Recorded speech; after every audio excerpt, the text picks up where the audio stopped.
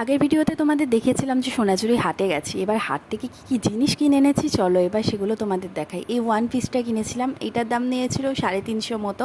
তারপর অনেক কটা কুর্তি কিনেছিলাম, শর্ট কুর্তি, লং কুর্তি। কুর্তিগুলো কিন্তু ভালোই, মানে খুবই লং আর পুরো সুতির। কুর্তিগুলো নিয়েছিল 150 টাকা করে, মানে সমস্ত সাইজের কুর্তি ছিল 150 টাকা। এবার নিয়েছিলাম হচ্ছে একটা স্কার্ট নিয়েছিলাম যেটা 200 টাকা নিয়েছিল। তারপর একটা হালেম প্যান্ট কিনেছি যেটা 280 নিয়েছিল। মানে ওখানে প্রচুর বার্গেনিং করে তবেই কিন্তু কিনতে হবে। তারপর দুখানা রবীন্দ্রনাথের মূর্তি কিনেছিলাম, এইগুলো 30 টাকা করে নিয়েছিল এক একটা, দুটোই 60 টাকা হয়েছে। তারপর শাড়ি কিনেছি 3টে, এগুলো 500 টাকা দাম বলেছিল।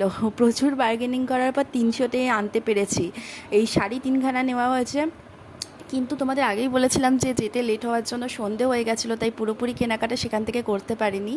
তারপর হোটেলে ফিরে আবার বেরিয়েছিলাম কেনাকাটা করতে নাচের কিছু জিনিস। আজকে ভিডিওটা এইটুকুনি থাকলো, আবার নেক্সট ব্লগে দেখা হচ্ছে।